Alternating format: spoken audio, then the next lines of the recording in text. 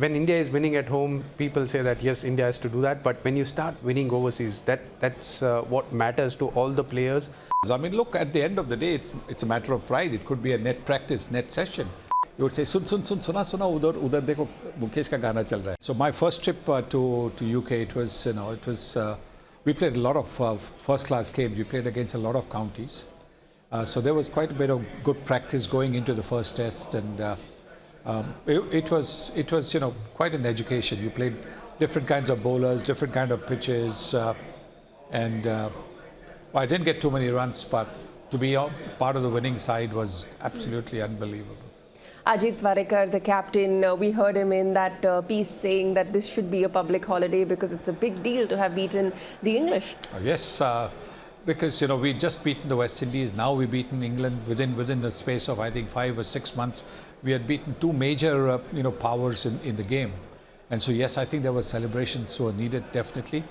I missed out on the celebrations when the team came back the next.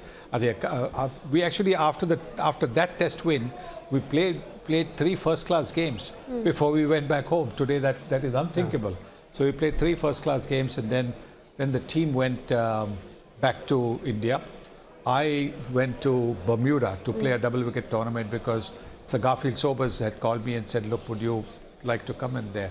I got the permission from BCCI to go for that, and so I missed out on the welcome that the team got, where they were taken in a motorcade from the Santa Cruz Airport, as it was called then, not Sahar Airport, Santa Cruz Airport to the Brabant Stadium. It must have been something amazing. I see videos of that, and I still get goosebumps seeing the reception that the team got, the affection that the team got. When you look at this pitch and when you look at the pitch in 1971, do you find anything? Well, no. I think the pitch is pitch over here was as green as as the pitches we got there. I mean, often we looked out from the change room and we couldn't make out which was the playing pitch and which was the outfield. And which is the reason why sometimes when you get these pitches prepared in India, where the ball turns and people say oh and all that. Excuse me, every team will make pitches to suit their strength or the opponent's weakness, and our weakness obviously was playing against seam bowling, quality seam bowling, more than spin bowling. I mean, you saw Underwood was a top-class bowler, Illingworth also. By the way, that 171 that we chased, I think because of Illingworth's captaincy, he was the best captain that I'd seen. We might have taken about 80-90 overs or something like that to get to that score. When you talk about wins, it's what players play for. It's currency for a team and a player, really. But landmark wins, to be a part of something that is really changes the course of history, is special. It is, and when you are winning series away from home, because in India, Indian team most of the times has to win. That's always said. It's never easy to win at home, but still. When India is winning at home, people say that yes, India has to do that. But when you start winning overseas, that's what matters to all the players, and especially when you win in England, when you win in Australia, when you win in South Africa, when you win in New Zealand. Those are the special memories all the cricketers remember, because it's never easy. When you go overseas, when you win a series away from home, it requires a lot of effort. It requires your batters to perform, your bowlers to pick wickets. Now we have so many fast bowlers and the bench strength is much more. But earlier days, India still used to win with quality seam bowlers, but at the same time, spinners were their frontline attack. So yeah, I thought, Sunny Bhai will be able to say a bit more, because that time you only had 2 seamers and maybe an all-rounder, but it was still India always used to play 2 spinners. Yes, I think so. Whatever wickets we got with the new ball were actually a bonus. Abid Ali picked up wickets in England. We used to have Eknath Solkar also coming and picking the odd wicket. So that was really a bonus. Our strength was spin, and on surfaces like that, and on outfields which were lush green, there's no question of the ball getting old or rough. So it was never easy. Why did Tiger Pataudi then support spin so much? I think it was more in India. I think he recognized that India didn't have the kind of wicket-taking bowlers at the test level, new ball bowlers, and that's the reason why he focused on trying to get the best spinners together and play them in the 11. But were there any battles between Indian batters and the Indian spinners? Because now when I look at this side, when there are net sessions, most of the Indian batters, they always try and take on the spinners. They will play so many shots. Earlier times, I mean, T20 cricket wasn't there, but was there a battle between spinners and the Indian batters? There was, but it was only towards the end, when the captain or the coach said last round that the batters went and tried to play all the lofted shots. But till then, you would try to get your rhythm, try to play along the ground. But it was always a challenge, never easy. I mean, as you would have found, the bowlers. I mean, look, at the end of the day, it's a matter of pride. It could be a net practice, net session. But the bowlers don't like to be tonked around, and the batters also don't like to be bowled. So it becomes quite intense, because then when you get back in the change room, also there's a lot of leg pulling, no? Right. You're trying to get those brownie points. See, I got you out. You did this, that kind of stuff. Oh, I hit you So. And there was no helmet for the short leg fielder, because I was looking at some of the visuals. That must have been tough. I mean, who were the guys who used to stand close? Who were sacrificed almost. Well, I got hit on my cheekbone. I had a broken cheekbone in New Zealand a few years later, standing at forward short leg. So I know how it feels. A few years later, playing here, I was on the other side at Silly Point, and I had a broken leg standing over there. So, and both times, I was to blame, because when I got hit here, I was temporary captain. Bishan Singh Bedi, the captain, was off the field for a while, so I was in charge. So as a captain, I could have, pulled rank and told somebody, you come and stand there, but I didn't do that. I stood there because earlier on I had been standing there as well, and I'd been taking a few catches at forward short leg. Because Solkar was injured and he wasn't available. Otherwise that was Solkar's place. And then over here as well, I was captain of the team then. And Ian Botham had just come into bat. And I thought, having played with him for Somerset, I thought I'll just try and, a couple of years earlier, I thought I'll just try and get under his skin. So I was just standing. He just come into bat. If he had been batting 10, 15, I would never have stood there. But he just come in. So I was just standing at Silly Point and putting my hand under his face and trying to show, that I'm going to catch you. And he, there was a short ball from Ravi and he smacked it, broken leg. So a 3-match test series, 2 matches drawn. Going into the final one, take us before the start of play. What was the messaging, what was the planning that came in from Captain Wadekar? He said that, look, we have done well. We actually should have won the first test. And also the second test, we could have, eventually the last test play was washed out in Manchester. So we were, I think, about 60-70 for 3 at that stage. So it would have been difficult for us to survive the final day's play. So that was a bit of a lucky break. But because we were always in the contest, we never looked out of the contest. Wadekar's message was very simple, guys, we can do it. And that's what happened. Chandra bowled an exceptional spell. The catching was amazing. People will always talk about that dive by Eknath Solkar to get rid of Alan Knott, who was the stumbling block. And I think we've seen Siraj try and swap the bails around. So what happened over there just before Alan Knott took strike, because when he came into bat, he had the habit of touching the bails. So Eknath Solkar stood in front of the bails and he kept on holding on to the bails. Didn't allow Alan Knott to touch the bails. And then, of course, once the umpire was ready, he had taken his guard and all that. He didn't touch the bails, and we got him out for 1 or 2 and this thing. So Eknath also, he took that brilliant catch, but he also said, because I did that.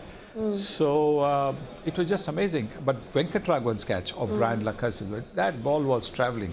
Chandra had bowled a quicker delivery and he went for a cut. It went brilliant catch. The fielding was amazing. So what then were the celebrations like? We know what happened immediately after that win, a major pitch invasion. I really enjoyed those celebrations. I don't know why they ever stopped. Safety concerns, obviously. Yeah. But I hear there was an elephant in the outfield. The elephant had been brought in, baby elephant, had been brought in on the morning of the match. It had come from where the Tennyson School is just behind here. And, it was Ganesh Chaturthi. So it was just amazing. It was just a lucky omen for all of us to be able to get Ganesh Darshan before play began. It was just incredible, and we knew at that stage, come what may, we had a run out straight away. Ajit Wadekar got run out. Ajit Wadekar and Sardesai were batting. They batted well the previous evening. But when Wadekar got run out, obviously everybody got a bit, And then, as the partnerships settled in, Wadekar was sleeping, was taking a nice nap on the massage table, and Ken Barrington, the former England, batter, had to come in and wake him up when I think a few runs, 5-6 runs were required. Hey, come on, your team is going to win. So you come out on the balcony, because that was always the scene. You came out on the balcony and you waved, so that was it was good fun actually. The winning moment there, we've got it there on the screen for you once again. Look at the crowds. Yeah, the umpires won't let you get the souvenir stump. They took the stumps away. I don't know why. Today I think those stumps and all are easily available. And that Farooq engineer had a hard time getting back into the pavilion. It was fun, And then in the change room, of course, there was a lot of screaming, etc. The usual thing. We didn't have, radios or whatever, tape recorders that where you all put your music. We didn't have that, but it was just great fun. But how long did it take for you to come from the ground to the dressing room? Because when the crowd comes in, if you are batting out there in the middle. Engineer and Abid Ali must have taken almost about 8-10 minutes by the time they, actually got up. They were hoisted on the shoulders by, Indian supporters who had, come into the ground. So it's never easy. Yeah. Try getting lofted by anybody. You never know which way you're going to fall. So it's never easy. But what was it like being in the middle of a pitch invasion? Were there a lot of fans that were gracious and just wanted to greet you? Was it a little rowdy? I don't know, because I was in the pavilion then. India was batting, but I know the experience of the 1983 World Cup. When the last ball, when Michael Olding got out and the ball ricocheted off to where I was fielding, my only intention was to stop a leg by. I didn't know whether he was in front of the stumps, but I heard the roar and the umpire giving out. So I gathered the ball, I put it in my pocket and I ran. I don't think Usain Bolt would have caught me from that lots. I think it must have been about 75 yards or something. And I just ran like mad. Somebody tried to pinch the ball from my pocket. I slapped his hand, and then we got in. So it is scary at times. Yeah. It is scary because people want to take your cap, etc., as a souvenir. I only wish they were around now. They know that they can buy that cap for 100 rupees. The India cap they can buy for 100 rupees now. Sadly, but that's the way merchandising goes. But yes, I think the fun of it all is hard to explain so many years down the road, but still makes you feel good that you made a little contribution. Have you ever thought about what your plan would be if you were ever stuck in a pitch invasion? No, I've never thought about it. Never had one. Go ahead, we've got time. It's still raining out there. Well, if I have to think about it, I might not be the quickest to run off the field because I've got 2 knee surgeries. I'm not the quickest anyways. But it's a different experience altogether, isn't it? When you are with the Indian team supporters who are, when you win a game and people coming onto the field, sometimes it's a different experience. Like for our generation, we have never seen that. Yeah. But if we encountered that, I think some of them would like to stay there, some of the Indian players, because you want to experience that, you want to feel that, you are appreciated all the time, but not in front of the crowd. So this is a different experience altogether, and I'm sure some young players would be standing there clicking some selfies over there. Now it's a selfie time, not many autographs there, but some players would enjoy that. The times have also changed. But let's talk about Bhagwat Chandrasekhar and his contribution in that final innings. Did anyone see that coming? We knew he was capable of that magical spell, because once he got his rhythm, then he was unplayable. And sometimes you had to wind him up a little bit, because he is a great Mukesh fan, Mukesh the singer. And often when in India particularly, in those days there used to be radios, and so they would be playing the song on the radio, Mukesh's song. And if I was at mid-off and he was walking back to the mark, he would say, suna udhar dekho, Mukesh ka gana chal raha hai. And so that would happen. And so if you wanted to wind him up, we would always say, "Arey, Mukesh ka gana, say something nice about Mukesh, or Mukesh ka wo gana yaad hai." So that would charge him up. That was all we needed to get his batteries really going, and then then the fast ball would come. That quicker delivery he bowled was quicker than any of our new ball bowlers then. Fifth Test, live now. Watch it on TV channels of Sony Sports.